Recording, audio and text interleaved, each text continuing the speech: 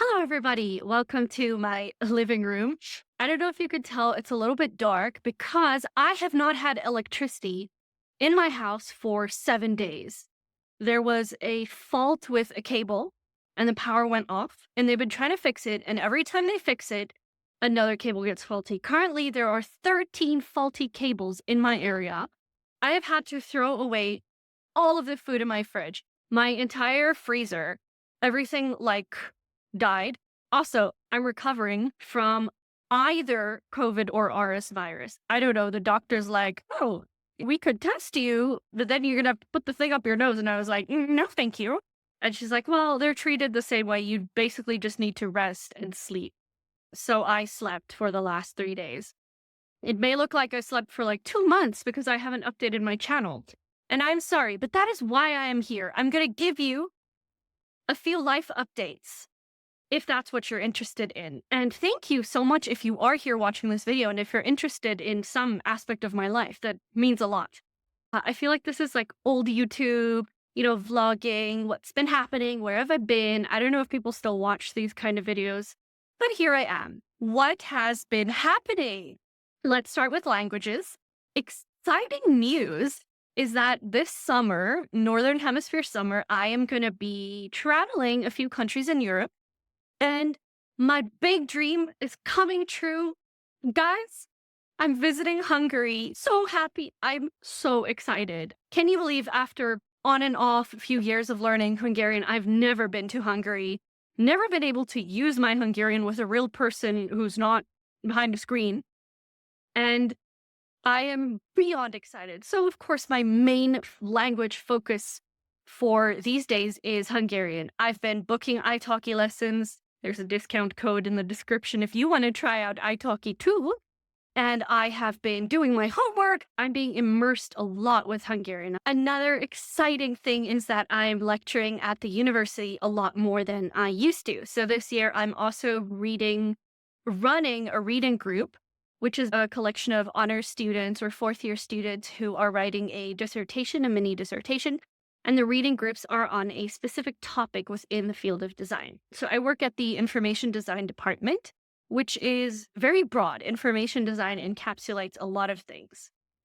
And I'm really excited because my reading group topic and the academic journal articles that I'm choosing for my group to read is on nation branding and place branding, soft power, propaganda, and airline branding. If you can't tell by the little airplane earrings, I love aviation very much.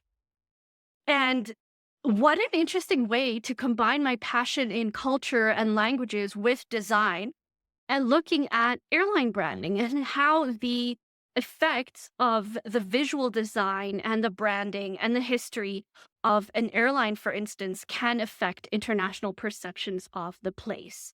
A really interesting example is after World War II, Japan had Japanese Airlines, had a negative image because of kamikaze pilots during the war, which is very understandable. But JAL, I'm just going off a tangent here, JAL had to rebrand to become an international airline, and they had to brand to an American audience. How do you do that if so soon after the war, people still have iffy associations? I'm just stating facts. I'm not, going into politics here in depth. But it was so interesting to read that article on how JAL started using cultural symbols such as woman in kimonos. You can argue if this is true or unique or ethical or successful, whatever your definition is.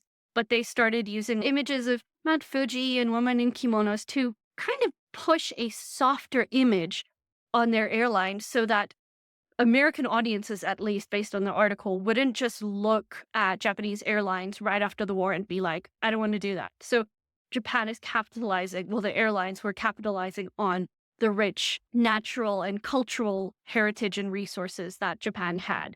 And that's really what my research is interested in, is cultural symbols in place branding. And how do you brand a city, an airline, or a place to be authentic to the actual place, but also to stand out and differentiate in a globalized market And how do multicultural countries like South Africa or the UK or the US brand themselves? What even is a nation or a country these days anymore? So I'm not going to bore you guys with that, but I wanted to just drop a little bit about the interesting work that my students are doing and the discussions that I'm facilitating. I'm personally very interested in soft power and how nations and governments can use cultural artifacts as soft power. But I don't want to bore you guys. This is a language learning channel. Is this even a language learning channel? Y'all, I don't know. I'm kind of stuck, and maybe you guys can help me here. What, apart from language learning, do you guys like to watch? I know a few of you have said vlogs, but then when I do post a travel vlog, not a lot of people watch it, and I'm like, it takes so long to edit, and no. Do you like these kind of chatty update vlogs? We will see. The numbers will speak for themselves. And then the other really exciting news, I have like 2 more pieces of news. First piece of good news is that I have finished my master's degree. I submitted my dissertation. I got feedback, and I am graduating cum laude, which is a distinction. And I just really want to give all the glory to God because He sustained me. Guys, I was sick. I was mentally unwell for 3 months. I didn't even open my thesis document for 3 months in 2023. Yeah, I did it 2023, 2024, and I just got my marks back last month. I took a whole 3 months break because I was so unwell. And this is truly what I believe in my faith, and you may differ, but I am not ashamed to share this, is that if it weren't for God sustaining me, I do not think I would have passed or even been able to hand in my dissertation. I was hospitalized from random physical body pains because of the stress. I was vomiting, I wasn't eating, and I was just led to quit my job at the time, rest for a few months, and then focus on my thesis.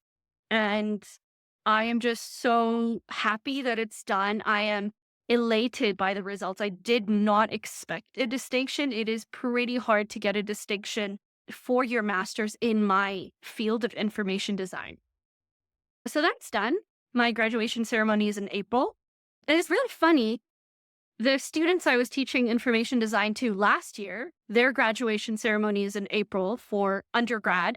And then on the same day, I'll be graduating my master's. So I'll see my previous students there too, which is kind of a funny feeling. This year, I'm also teaching 2 classes of 4th-year students, which is double the amount I usually teach. But I just feel so happy and blessed to be in this position to be facilitating a UX design and a corporate branding, corporate identity design project for the students. Every single year, I am just more and more inspired by how incredible the talent is of young designers these days. If I compare what these 4th years are doing to what I did in my 4th year, you cannot even compete. These students are incredibly talented. And I feel I can learn so much from my students as what I can teach them. Please look at this cute candle I got in Amy, the old Swaziland. There is a candle factory called Swazi Candles. Isn't this just incredible? So that's another piece of news. I visited Eswatini with my brother. We went hiking in the mountains, and it is just one of the most beautiful countries. It's a beautiful small country, mountainous, green, quiet, friendly people. If you have never been, and if you haven't even heard of it, I would highly recommend you to check it out. Maybe I'll make a travel blog if you guys want to see that. I just feel like I'm in such a good place. I'm so happy. Even though I'm sick and I'm recovering, even though I haven't had electricity for an entire week, even though I'm still not fluent in Hungarian, I just want to come on here and say, number 1, I'm still alive. Number 2, I'm very happy. I am volunteering. I'm teaching English to Burundian refugees in South Africa. And I am lecturing at the university part-time, plus I'm building a few language apps on the side. So I'm doing a bit of this and that, which is very stimulating to my brain. And I enjoy not having to sit at a desk in 4 hours of meeting every single day and then to go home. I'm just so joyful that I get to do multiple different things. And then the other piece of news, sorry, my nose is still healing. Other news is that we know by now that I have been officially diagnosed with ADHD. The very good news now is that I am on medication and it is actually working. Who would have thought? I am able to do so much more, manage my time better. My mood is better because I'm ticking things off my to-do list. And I'm just so happy. I'm in such a good place. My camera battery is running out. This is so terrible, the timing. And if it cuts me off, I'm sorry, goodbye in advance. I cannot charge my camera. I don't know when electricity is going to come back on. But I really just wanted to pop in and say, hello, I'm alive. This is what's been happening in my life. Thank you so much for sticking with me and this channel, even though I upload not so regularly. I'm trying to change that. If you're in Hungary or the Netherlands or France this summer, let's meet up. Email me and maybe we can hang out. I do not do meetups. People have asked me like, oh, are you going to do a fan meetup? No, I am an introvert, and also safety. I don't want to put out my location to everybody. And it's really weird. I feel like that's a strange, uneven amount of attention on me and a bunch of people. I would much rather meet like one-on-one, go have a coffee with you and walk through a museum than do a meetup. I'm sorry, meetups are just, they feel very weird and inauthentic and scary to me as an introvert. So no meetups, but I would happily meet you for a coffee, especially if you're a language learner. That's it. A very random video. I hope it was good to get some updates from me. And let me know how it's going with your guys' language learning. We are through the first quarter of the year. Have you achieved your goals? And would you like a language-specific updates video from me? Love you guys. Thank you for watching, and I'll see you in the next video. Bye.